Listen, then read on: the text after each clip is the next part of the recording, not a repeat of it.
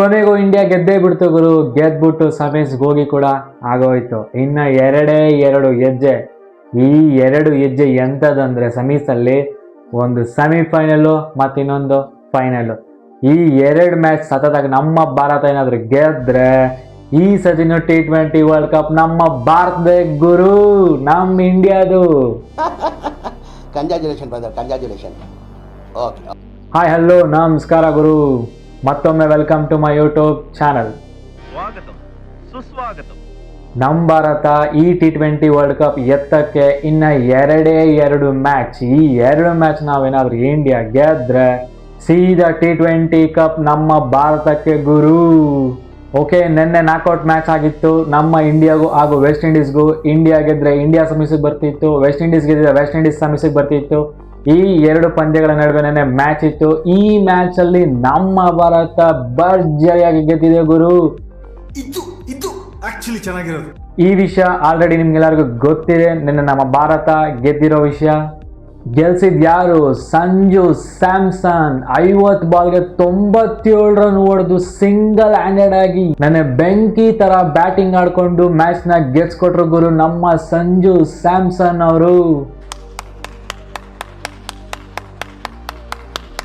ಮೊದಲಿಗೆ ಸಂಜು ಸ್ಯಾಮ್ಸನ್ ಅವ್ರನ್ನ ತುಂಬಾ ಟೀಕೆಗಳು ಮಾಡ್ತಾ ಇದ್ರು. ಫಾರ್ಮ್ ಅಲ್ಲಿ ಇರ್ತಿರ್ಲಿಲ್ಲ, ಇನ್ಕನ್ಸಿಸ್ಟೆನ್ಸಿ ಅಂತ ತುಂಬಾ ಜನ ಮಾತಾಡ್ತಾ ಇದ್ರು. ಹಾಗೂ ಅವರು ಫಾರ್ಮ್ ಅಲ್ಲೇ ಇರ್ಲಿಲ್ಲ, ಬೇಗನೆ ಔಟ್ ಆಗ್ತಾ ಇದ್ರು. ಚಾನ್ಸ್ ಕೊಟ್ಟಾಗ ಕ್ಲೀನ್ ಆಗಿ ಆಡ್ತಾ ಇರ್ಲಿಲ್ಲ.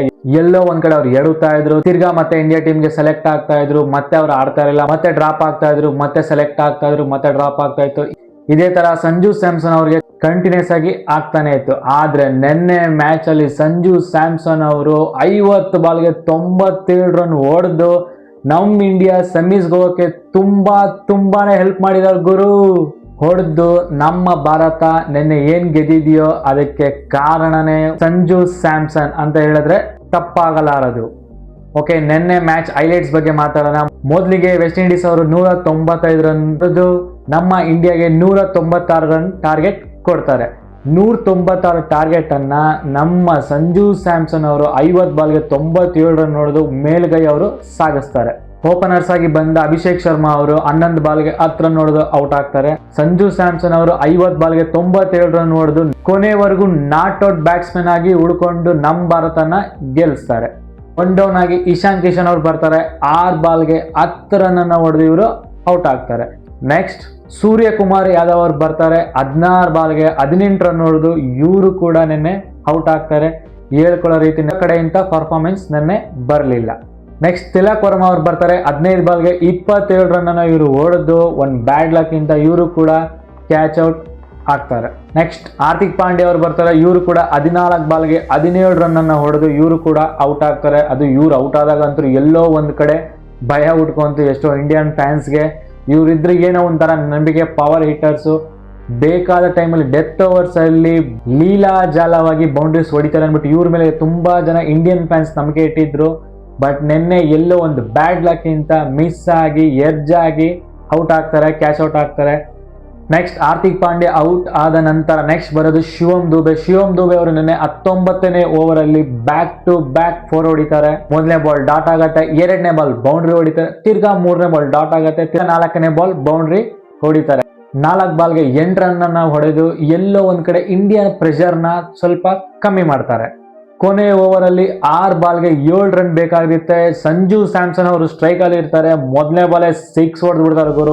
ಎಂಟೈರ್ ಸ್ಟೇಡಿಯಂ ಫುಲ್ ಕಿರ್ಚಾಡ್ಬಿಡ್ತಾರೆ. ಇನ್ನೇನು ಈಸಿಯಾಗಿ ವಿನ್ ಆಗ್ತಾರೆ ಅಂತ ಗೊತ್ತಾಯ್ತು. ಇನ್ನೇನು 5 ಬಾಲ್ಗೆ 1 ರನ್ ಬೇಕಾಗಿತ್ತು. ನೆಕ್ಸ್ಟ್ ಬಾಲ್ ಕೂಡ ಕವರ್ಸ್ ಮೇಲೆ ಎತ್ತಾಕ್ತಾರೆ, 4 ಬರುತ್ತೆ. ಕೊನೆಗೆ ಇಂಡಿಯಾ ಗೆಲ್ತಾರೆ. ಇಂಡಿಯಾ ಗೆದ್ದು ಸೆಮೀಸ್ಗೆ ಕ್ವಾಲಿಫೈ ಆಗ್ತಾರೆ ಗುರು.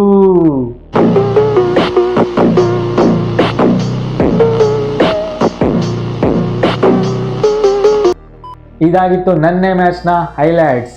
ಎಲ್ಲೋ ಸಂಜು ಸ್ಯಾಮ್ಸನ್ ಅವರ ತುಂಬಾ ಟ್ರೋಲ್ಗಳು ಮಾಡ್ತಾ ಇದ್ರು, ಎಲ್ಲೋ ಅವ್ರನ್ನ ಮಾಡ್ತಾ ಇದ್ರು. ಇದೆಲ್ಲದಕ್ಕೂ ಅವರು ಉತ್ತರ ಕೊಟ್ಟಿದ್ದಾರೆ ನನ್ನೆ ಮ್ಯಾಚ್ ನಲ್ಲಿ. ಅದು ಎಂತ ಮ್ಯಾಚ್ ಅಲ್ಲಿ, ನಾಕ್ಔಟ್ ಮ್ಯಾಚ್ ಅಲ್ಲಿ ಬಂದಂತ ಅವರ ಬೆಸ್ಟ್ ಪರ್ಫಾರ್ಮೆನ್ಸ್.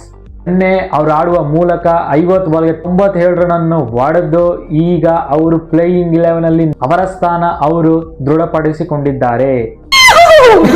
ಓಕೆ, ಮೊದಲೇ ಹೇಳ್ದಂಗೆ ಇನ್ನ 2 ಹೆಜ್ಜೆ.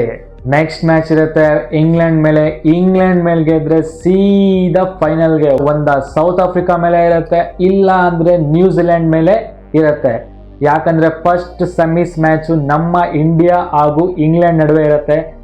ಎರಡನೇ ಮ್ಯಾಚ್ ನ್ಯೂಜಿಲೆಂಡ್ ಹಾಗೂ ಸೌತ್ ಆಫ್ರಿಕಾ ನಡುವೆ ಇರುತ್ತೆ. ಸೌತ್ ಆಫ್ರಿಕಾ ಹಾಗೂ ನ್ಯೂಜಿಲೆಂಡ್ ಈ ಮ್ಯಾಚ್ ಅಲ್ಲಿ ಯಾರು ಗೆಲ್ತಾರೋ ಅವರು ಫೈನಲ್ಗೆ ಬರ್ತಾರೆ.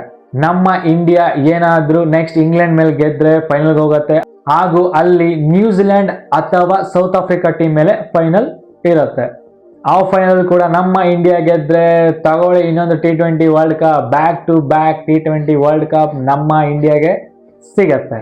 ಹಾಗೂ ನಿನ್ನೆ ಆಡಿದಂತಹ ಮ್ಯಾಚ್ ಅಲ್ಲಿ ಸಂಜು ಸ್ಯಾಮ್ಸನ್ ಅವ್ರ ಬಗ್ಗೆ ನೀವೇನ್ ಹೇಳ್ತೀರಾ ಕಮೆಂಟ್ ಸೆಕ್ಷನ್ ಅಲ್ಲಿ ಕಮೆಂಟ್ ಮಾಡಿ ಅಂತ ಕೇಳ್ತಾ ಈ ವಿಡಿಯೋನ ಇಲ್ಲೇ ಎಂಡ್ ಮಾಡ್ತಾ ಇದ್ದೀನಿ.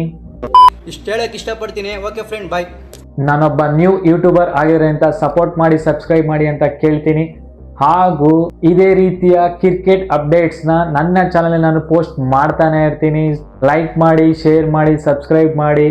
Thank you for watching.